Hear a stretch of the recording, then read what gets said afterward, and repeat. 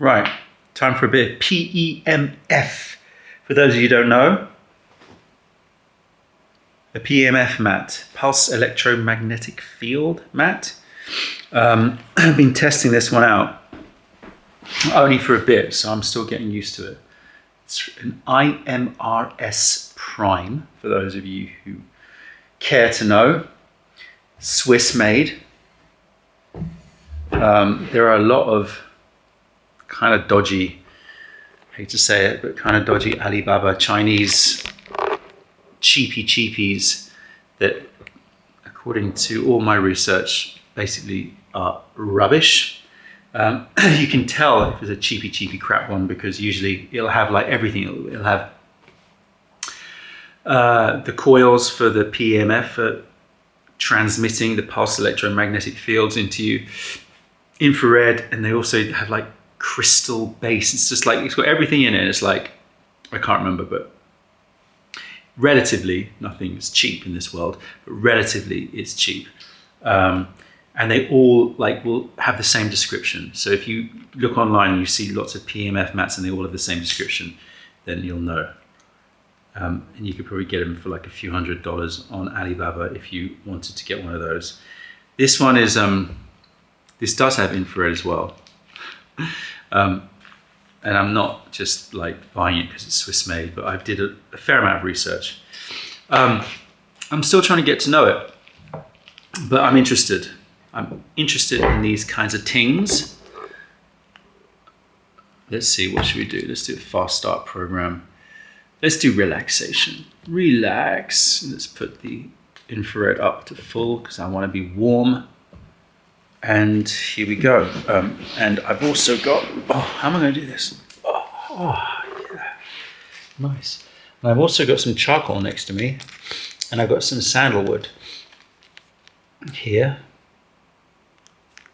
So I'm going to burn up a bit of sandalwood while I lie here and take in the PEMF and talk to you about who knows what. None of this is planned, by the way. I have to say, I just turn on the camera and I have no idea what I'm going to talk about. So if you see me looking at you with blank stares, that's because my mind is genuinely blank. What we call a bumbler moment, if we're being charitable. Bumbler is, for those of you who don't know, because I have to assume that everyone has seen me talk before about bumbler. Let's just do this first of all. Smoke it up, come on, let the smoke come out. Hey, come on, smoke. What's going on? Here we go. Oh, I love sandalwood. I think I prefer the smell of burning sandalwood to burning agar wood or oud. I know that that is going to raise some eyebrows, but there's just something about the freshness of sandalwood. It's like this awakening, fragrant. It reminds me of my childhood as well, because when I was a kid at my dad's bookshop, we used to sell sandalwood fans, and that smell I used to love sniffing those fans, or the smell of so many incenses that I've smelled have sandalwood, but this is super high grade. I mean, it's like, it's so clean and so piercing in the nose. How do you describe it? It has almost a metallic quality to it, whereas I find that agar wood has an almost rubbery quality to it. This has a slight sort of like you're smelling, I don't know like how to put it, but like you're smelling freshly polished steel or something. It has a cool metallic smell to it, but then that's followed by this sweet, fragrant woods, but not like cinnamon sweet, more like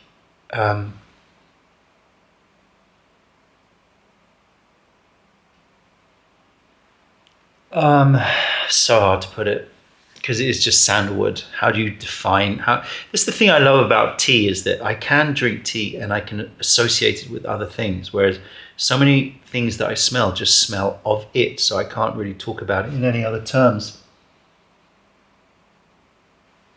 Fragrant woods. Well, like walking into a head shop, with that smell of incense, but not cloying and sweet and nasty, just clean and in a way dry, not like dank. It has a dry antique quality to it. So good. Is this on?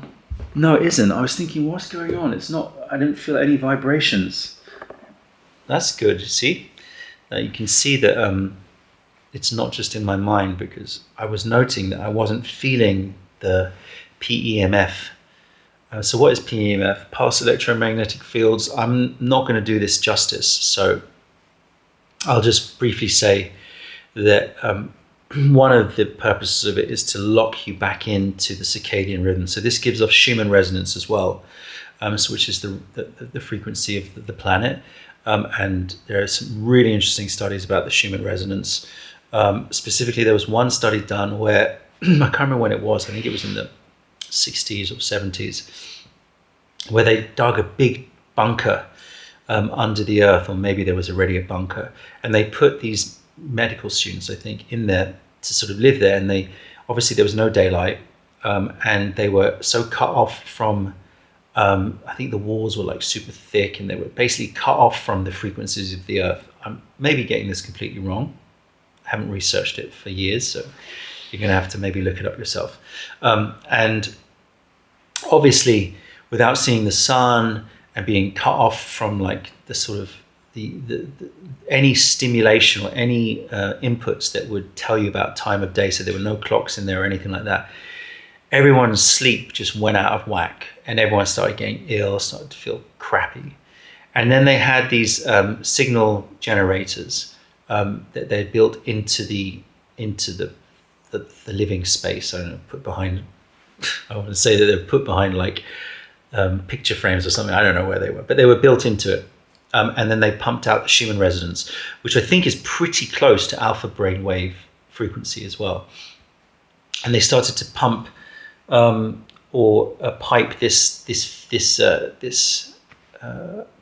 frequency in, and miraculously everyone started to lock in time with the circadian rhythm. They started to sort of go to sleep at the right time, and everyone's health started to improve.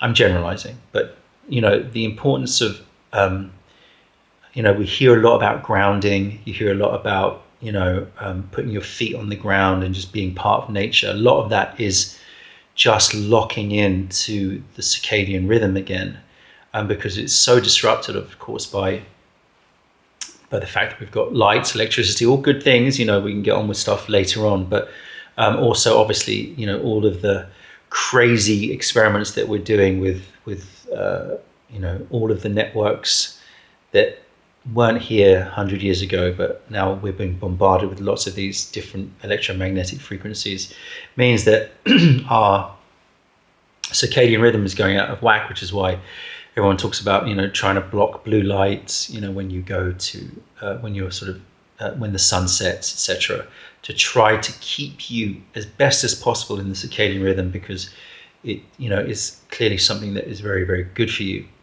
And so one of the purposes of PEMF is it gives off Schumann resonance, and it also has an organ clock. So it's basically feeding you the frequencies and the frequencies to change your brainwave activity, to sort of lock into what the time is.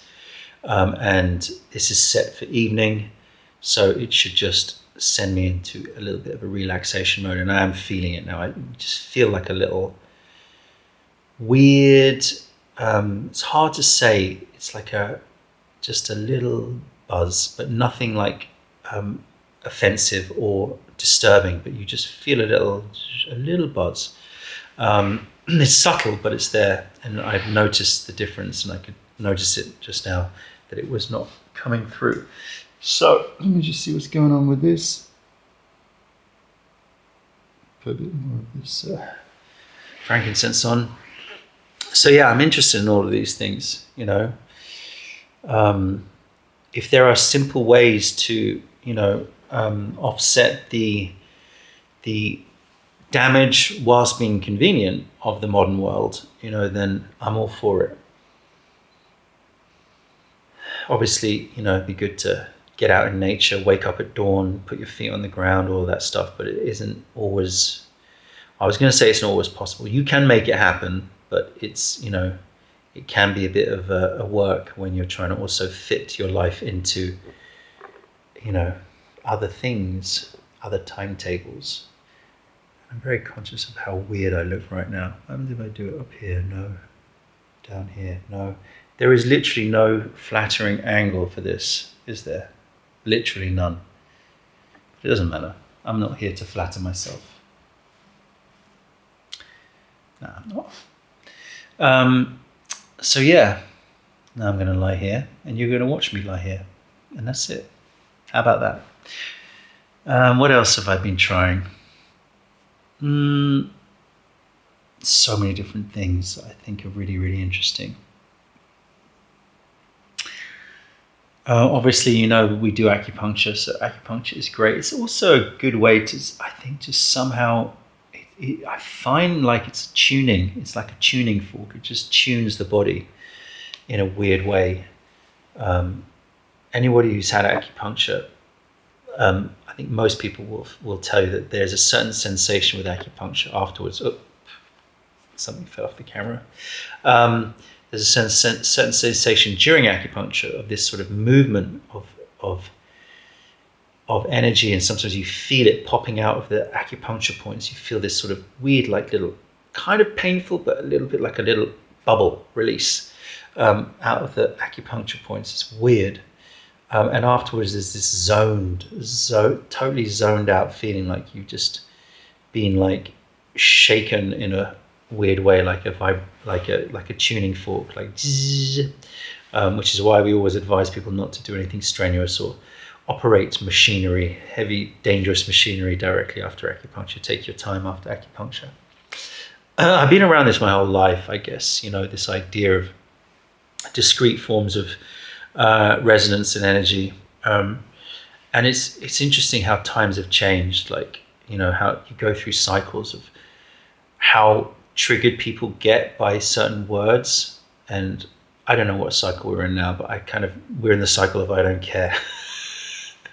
I guess we're in the cycle of I'm old enough to not give a crap if people get triggered by the word energy, because, it's just ridiculous that people still do. I find it just so weird that you can be in a situation where you have like, people say, I don't believe in energy medicine, as if like it's a faith. But then if you say to them, if you listen to a piece of music that's sad, do you feel your emotions change compared to a piece of music which is energetic or happy? And everyone universally will say, even if you're a kid, they'll go, that makes me feel sad, that makes me feel happy, that makes me feel energized, that makes me feel relaxed. That's just the basics of like air moving. That's just the basic, frequencies of air hitting your eardrum, and the frequencies of those oscillations changing the way that you feel, right? And we know that if you feel change emotionally, or even like in the case of relaxation, you're feeling change physiologically, then of course it's going to have an impact on your body. So now imagine if that is fine-tuned to such a level, with such a long history of study, where they see how they can use resonances and use frequencies in a particular way, then it just seems so bizarre to me that that's controversial. It's just weird, It's like, I guess you could understand it like ages ago when you're like, well, it's invisible, but then you go get an X-ray, that's invisible, but it's, you can see the results. And I know that a lot of people's sort of criticism around some of the energy medicine is that it's unmeasurable, and therefore unfalsifiable, and therefore falls under the realm of pseudoscience. But that's just nonsense. I mean, first of all, like, you can't take away anecdotal and clinical data. People who say there's no clinical trials just wind me up, because there are, but it's very difficult to do. I didn't realize I was going to get into this. I'll calm down and not talk too much about this. But, first of all, there's thousands of years of history. And if you just go, well, I do not take those thousands of years of history because I want a double-blind, placebo-controlled trial because that's all I believe in, then you're dogmatic.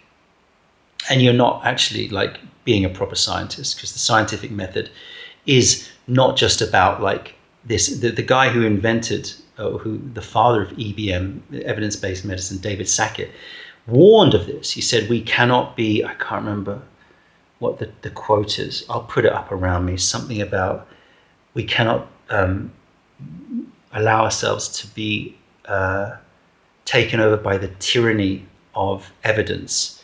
In other words, you've got to take all evidence into account, not just isolate, well, it can only be this, especially when you know that double-blind placebo-controlled trials are incredibly falsified, right? It's only recently that they've been forced, I think, to publish negative results. Usually negative results, studies were just not published.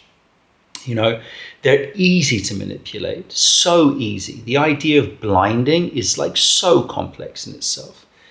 There's a million different ways that double-blind placebo-controlled trials are flawed, from selection criteria to what data you decide to pick and choose. And we all know that we're all human. And the people that do these trials, they know who's paying for the trials. And so they know consciously, unconsciously, subconsciously, whatever. They know that there's always naturally some bias. And yes, we can try to discount those biases with metadata and stuff. And I'm not saying that it's not a valid method, but it's not the only method, number one.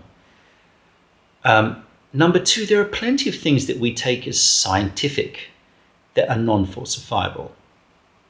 Determinism is commonly espoused by like physicists all around the world that, the universe is deterministic. Unfalsifiable, and yet still part of the scientific literature. So the idea of non-falsifiability is ridiculous.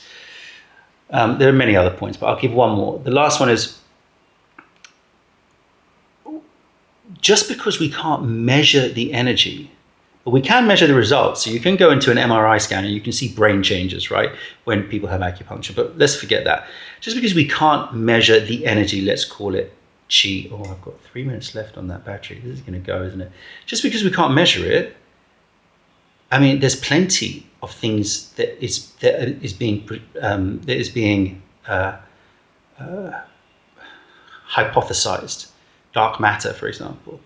There's so much that we don't see. Our ability to pick up the electromagnetic frequencies is so tiny. Like 99% of the information out there, we're not picking up. We're essentially blind. So the idea that we can't measure it, therefore it can't exist, is just ludicrous. All right, I've probably thrown, a cat into a hornet's nest. That's not an expression, but I'll go with it. So I'm sure the comments are going to get a bit wild, but anyway, point is, it's not a belief. Just use logic. Later.